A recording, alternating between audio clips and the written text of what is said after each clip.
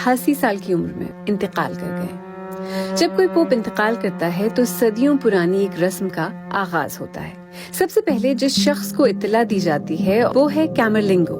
रिवायत के मुताबिक कैमरलिंगो को पोप के जिस्म के करीब खड़े होकर उनके बपतिस्मा वाले नाम से 3 बार पुकारना होता है। अगर पोप जवाब नहीं देते तो उन्हें मुर्दा करार दे दिया जाता है। कार्डिनल्स को इत्तला दी जाती है और पोप के रिहायशी कमरे बंद कर दिए जाते हैं। रस्म का एक हिस्सा पोप की अंगूठी को तोड़ना होता है। ये अंगूठी पोप की ताकत की अलामत होती है और इसको तोड़ना उनके दौर के इख्तिताम की निशानदेही करता है और इस बात को यकीनी बनाता है कि कोई और इसकी नकल न कर सके। इसके बाद अवाम को इत्तला दी जाती है और 9 दिन का सोग मनाया जाता है। दुनिया भर में तकरीबन 1.4 अरब कैथोलिक अफराद अपने रहनुमा का सोग मनाते हैं।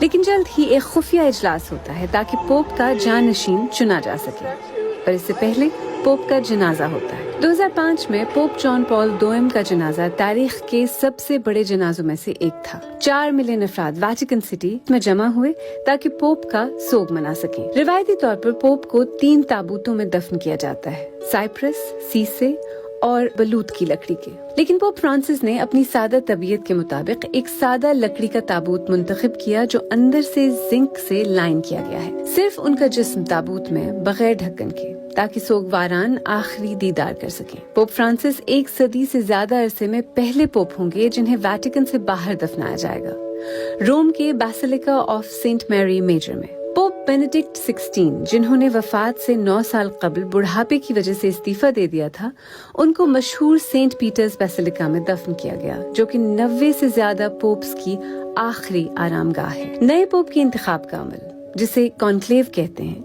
पोप की वफात के 2-3 हफ्ते बाद सिस्टीन चैपल में मुकम्मल राजदारी से होता है।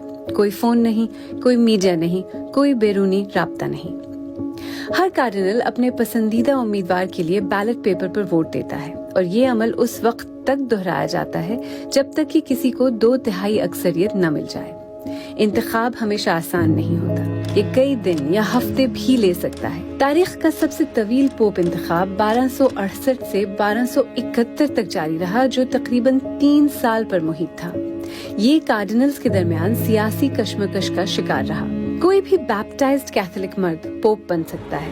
थियरी में तो आप बस पोप के रिहायशी कमरों में जाकर खुद को नामजद कर सकते हैं, ताहम अगर कार्डिनल्स आपको नहीं जानते तो आपको दरकार 2/3 वोट मिलने का इम्कान कम है। जब पोप फ्रांसिस 2013 में मुंतखब हुए तो उन्होंने न सिर्फ अर्जेंटीना बल्कि पूरे अमरीकी बरअज़्म से पहले पोप बनकर तारीख रकम की। लेकिन तारीखी तौर पर कार्डिनल्स इतालवियों को तरजीह देते रहे हैं। 266 पोप्स में से 217 का ताल्लुक इटली से रहा है। तो अगर ये सब बंद दरवाजों के पीछे होता है तो हमें कैसे पता चलता है कि फैसला हो गया? ये आसान है। एक चिमनी के जरिए बाहर की दुनिया को धुआं दिखाया जाता है।